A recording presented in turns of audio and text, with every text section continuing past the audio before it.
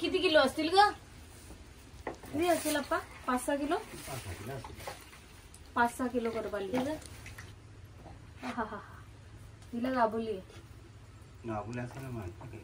चिंबोऱ्या बघा. आपल्याला भेटलेले मासे आईने आता काढायला लावलेत. रात्रीपासून स्टोर केले होते बरेच. हे आता भेटले आपल्याला. ही वाली सोड गा इथे मरळ मासा. आता जे हे मासे आहेत ना ते धुवून आणि वेगवेगळे करून ठेवणार आहोत आम्ही. जाऊ दे ना बाबडे. तिकडे बस ना. आम्ही मासे बघते ना इकडे. सोना हे देते ना माझ्या पिल्ला. असं कसं मी तुला बघून नाही देणार? हे बघा हे मरळ मासे आता 2 भेटले. पाऊण किलोचा असतील ना ग तो. आणि ते करबालीचा मास आहे. बसायला पाठ देत. हो आजी पहिला आमच्या बसायला पाठ पाहिजे. बघा इकडे बघ. सांग या सगळे जण मासे खायला. नाही किती गोंडच दिसते असं शांत बसले तर.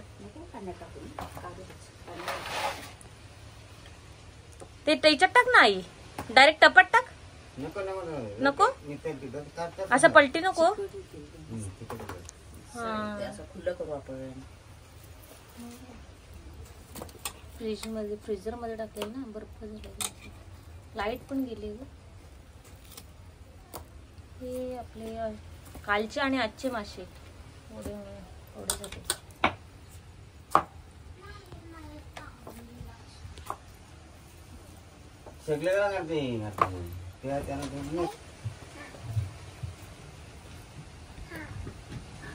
हा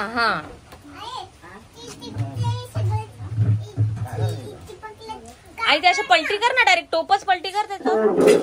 असं पलटी कर ना खाली. पलटी केला तरी काढायलाच लागणार आहे. अगं पण निघतील ना पटकन. खाली केला चिकट.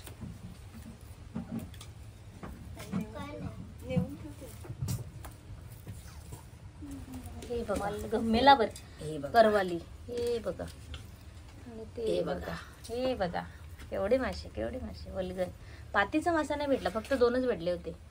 आणि ते मल्याचं ना आई. तू मल्याचा टोपात टाक ना. त्याच टोपामध्ये टाक मल्याचा मासा. हा वाव वाव. हे फ्रेश ते पण टाक ना त्याच्यातच. चिंबोरा काढ नंतर टाकशील तेव्हा निवडशील ना चिंबोरी. मळ्याचा मासा. ही करवाली आणि मळ्याचा मासा. चिचणी भेटलं ना ग. जास्त नव्हतं भेटत. पाणी आटला तर काय पाणी भरपूर असतं.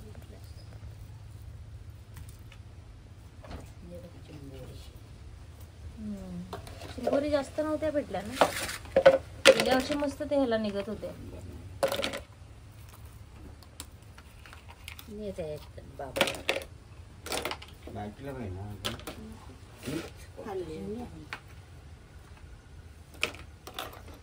वाव चिंबोऱ्या मस्त. मळे आणि करवाले आणि मरळ. हे मरळ होता ना ग दुसरा पण घरात. हा मस्त. मस्त आहे. हा मोठी आहे ना ती.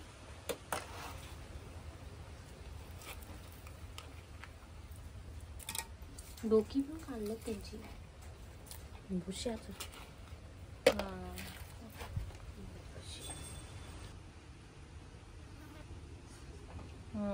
मस्त.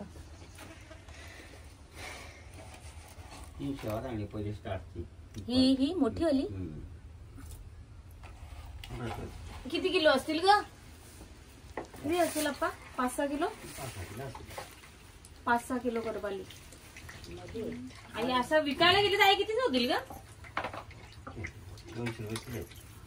आणि हा मळ्याचा मासा. मला 200 रुपये. मला बाकडा झालाय बघा.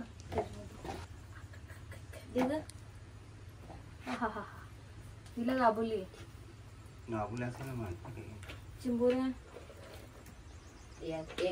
एक पिशवी 10 टाकायचे होते.